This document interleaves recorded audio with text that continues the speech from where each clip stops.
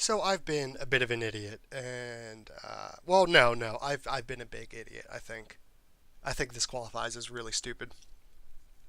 So before I go on my big rant, this is basically going to be comparing. No. I'm going to go on my rant and then I'll explain it because it kind of ruins how stupid I've been. So a while ago, I upgraded. About 6 months ago, I guess it was. I upgraded from my old FX 6100 to Ryzen 1700. Not the X because I was like, oh, I'll overclock. I don't need a 1700X. I don't need an 1800X because the only real difference is clock speed. So I got the 1700, and I really don't like my system to be that loud. So I figured I'll get rid of the Wraithspire cooler that I got, is even though I heard it's good, and I'll get an H60i. So that's a 120 millimeter Corsair all-in-one.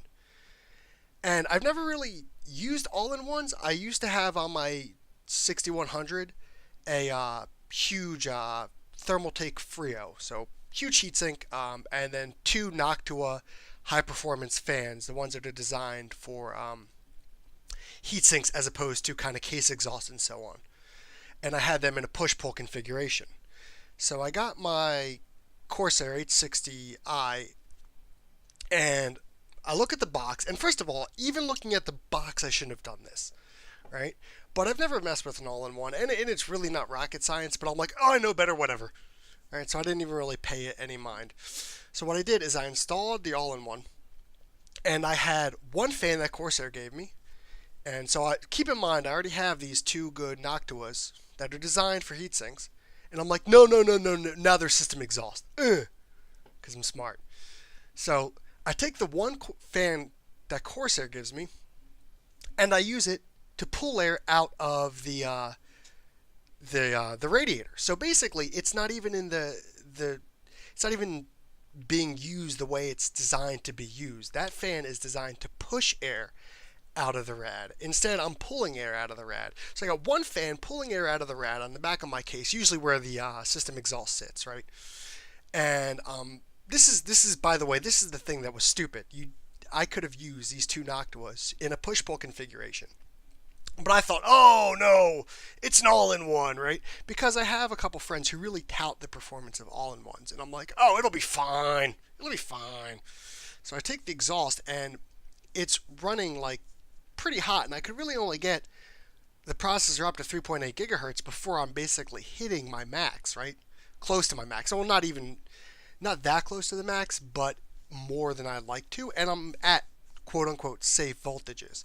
So now what we're going to do is explore the length of my stupidity, the magnitude of my stupidity, by keeping the case as it is. By the way, the Noctuas, like I said, they're system exhaust. They're sitting at the top of my case, but I have a bunch of shit on the top of my case. So I'm basically they're doing nothing, dude. They're exhausting, which is good, but they're really being wasted. That's like $50 worth of fans. So we're gonna measure the magnitude of my stupidity here by keeping the configuration as it is, that one fan pulling air out of the rad, and my two Noctuas pulling air out of the case, and seeing how high temperatures get, right? And then we're going to go and get the fans configured, the two Noctuas in a push-pull configuration, the way they're designed to be, on the rad, and we're going to take the fan that's attached to the rad now and use it as an exhaust and see how much of a difference it's going to get, or how much of a difference we're going to have. How much of a difference it's going to get. Yeah, I thought I lost the Silicon Lottery. I really just chalked it up to that. I'm like, ugh, I'm no good. Oh. Alright, so let's open IDA. By the way, I know that I know the revision of Prime 95 that I need. No, I have the trial version. I know the revision of Prime 95 I need, but it always crashes on small FFT, so I use IDA, which doesn't crash. Prime pushes this thing up to really high temperatures. I don't know why. I'm going to look into that. So, probably just me being stupid again. So let's get hardware monitor here and Windows stopwatch here, right? Oh wait, you know what? What do I do? I'm so used to Prime 95. IDA keeps track of the time. that I'm running the benchmark. Prime usually doesn't. Like, you have to look at the time, and then I just don't like that. I like an actual kind of like stopwatch. But we have it here. So, like I said, I'm at 3.8 gigahertz. It's pretty safe voltages. I know a lot of people like to push voltages up, but honestly, I mean, I'm idling at 39C right now, 102 Fahrenheit, which is more than I should be idling at, I think, right? And once I push this thing up, you'll see how bad the temperatures do get at 3.8 gigahertz. And this thing is a lot of everybody's like, oh, you easy 3.9, and I'm sitting there like, oh no, wait, it's not working for me. All right, so okay, test started, elapsed time there. That's what I want. So, anything else I need to explain about this? No, I don't think so. Let's just see how bad these temperatures get and let the loop run a little while. And I'll come back once it's really reached what I think it's max, or maybe like 5 or 10 minutes, and then we'll see. Alright, so it ran for 5 minutes and 35 seconds, call 5 minutes, and it topped out at 70 degrees. It was at 69 when I stopped the test, so that's pretty warm for 3.8 gigahertz. And voltages, well, there's no low line control with this board, which drives me absolutely up a wall. It's a good board. It's basically the series I've been using for the past, like, what, 8 years? So I had my previous build had a gigabyte ultra durable, and this has a gigabyte, but this is a gaming, so this isn't ultra durable. I don't think it is. It may be. I'm not sure. But yeah, the lack of low line control drives me up a wall. Haven't really messed with the fan curve all that much, except to make it more aggressive. But I'm going to leave the fan curve the same, and now we know that it topped out at 70 Celsius, 157 Fahrenheit, after running for about 5.5 minutes. So we're going to see what it gets to, or how much lower it will be once I have those Noctuas running in push-pull as opposed to the one fan pulling air out of it. So, be back. Okay, I'm here in editing, and I'll show you what I mean, just to get a visual representation of the mistake I made. At the top here, we have the two Noctua NF F12s that are designed for to push air through a kind of crowded environment, like a heatsink, right? And then we have a similar type of fan on the Corsair H60, but it's pulling air out of it. So the correct configuration, which I just did, is this right here. Well, sort of the correct configuration. As you can see, I don't really have much of an exhaust here. I have the 120 millimeter that I took from the Corsair, exhausting air out of the case, and then I have the fans here on the left side, the Noctua NFF12s, in a push-pull configuration with the radiator sandwich in the middle. This is the way it really should have been, as opposed to this right here. Alright, so I have everything assembled the way it really should have been. I'm going to keep beating myself up. It was pretty stupid. It was pretty stupid. So, I'm going to fire up hardware monitor, fire up H64, even though this is the old version. I don't care. Put that over here, run a stress test for 5 minutes. We can see we're not actually idling that much lower than we initially were. That's disappointing. I mean, it felt okay. Well, no. Now we're going lower. I think we were at 41, if I'm not mistaken, and then it spiked up when the processor was in use a little bit for like a moment earlier. So 41 was the idle. 41's our max. We're at 32. So after running it for 5 minutes and 35 seconds last time, we had a peak of 70 degrees Celsius, and let's see where we're at now. Yay! Alright, coming up on 5 minutes and 35 seconds now. And it topped out at 65 degrees Celsius, which is much, much cooler. It's 5 degrees C cooler than it was at 70. I did clean a bit of dust out of the rad, which makes almost no difference.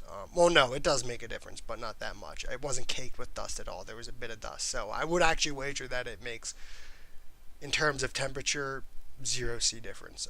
That's a completely uneducated guess, though, so take it with a grain of salt.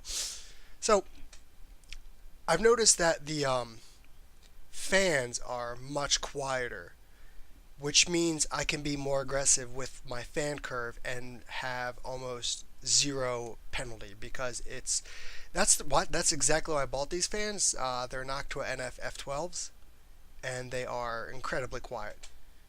Yeah, I'm gonna increase the fan curve, make it a little more aggressive, see where it's at also because I actually don't know where it's at, and then come back.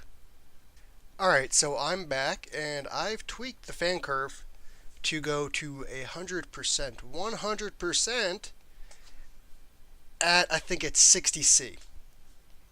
It was previously set to go. Actually, it wasn't even set to go at 100%. At 65C, it was up to like 70 something percent or like 80 something percent. I guess the default fan curve is pretty, well, I would consider that mild because people are worried about noise, but that's why I bought these Noctua so that I can run them at kind of full bore without any kind of repercussion in terms of noise. So let's see.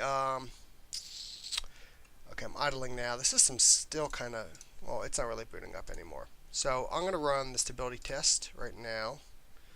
Start it up. See where we hit after our random benchmark of 5 minutes 35 seconds. Okay, coming up on 5:35, the arbitrary time I run this for. And I think I learned a couple of interesting things. If my educated guesses, or I wouldn't call them educated guesses. I'd call it deduction. I figured this stuff out, right?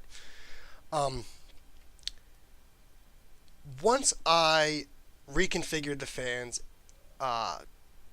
into the push-pull configuration, I was running 5C cooler than I was when I just had the one fan pulling on the rad.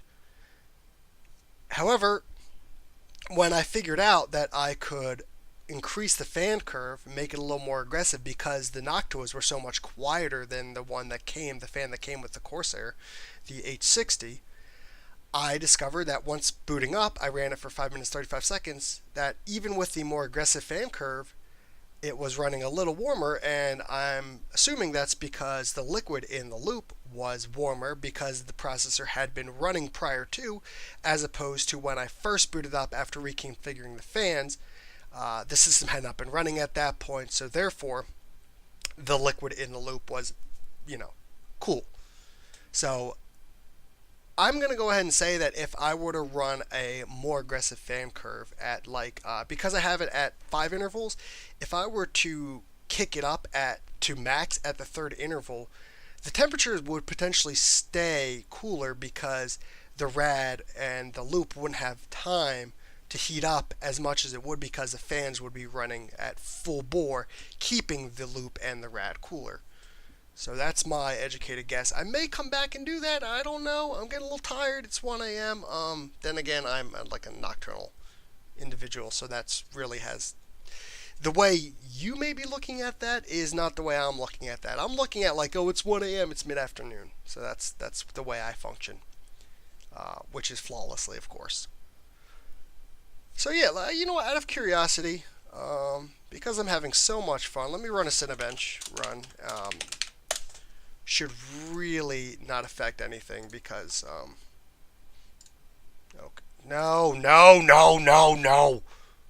Go to downloads because for some reason Cinebench I can't really look it up through the search in Windows, probably because my downloads are on the F drive.